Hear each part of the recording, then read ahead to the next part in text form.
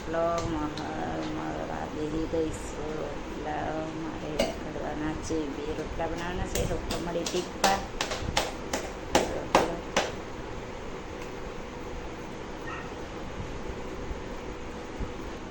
સગડીએ મેં કીધી દીધેલું છે શાક સડતું જાય. રોટલા બનાવતી જાઉં, 2 રોટલા જ બનાવવાના છે એટલે 2 એક સગડીએ શાક મેં કીધું. ગેસે મેં કીધા છે બનાવવા રોટલા. ગેસે રોટલા બનાવતી જાઉં છું.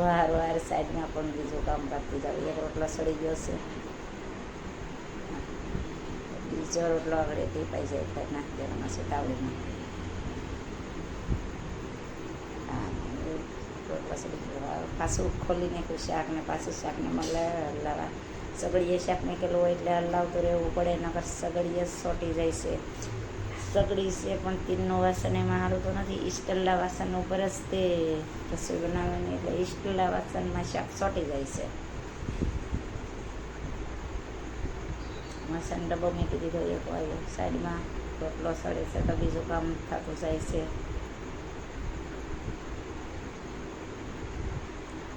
હાથ ધોઈ નાખું. રોટલા થઈ ગયા છે પૂરા, હાથ ધોઈ જાય. બાજુમાં તે ઘડો ભર્યો છે તો હજી બાજુમાં સાના વાસણ પડ્યા છે. વાસણ લઈ લીધા. વાસણ મળે ઉટકવા સમયશું. સવારે પણ એટલે સાઈડમાં રોટલો સડતો જાય ત્યાં વાસણ એ ઉટકતી જાઉં છું. વાસણ ઉટકતે મળી પાસે રોટલો વાળવાના કારણ બળી જાય રોટલો. પાછી મળી વાસણ ધોવા. વાસણ ધોવા મળી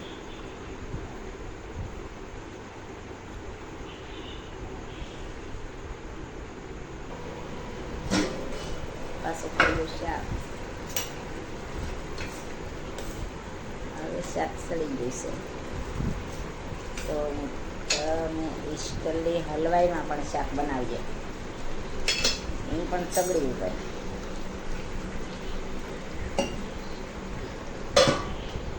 પાછું ઘડીક ઢાંકી દીધું એટલે હવે પાણી કાઢી જાય એટલે શાક પણ ઉતારી લેવાનું છે.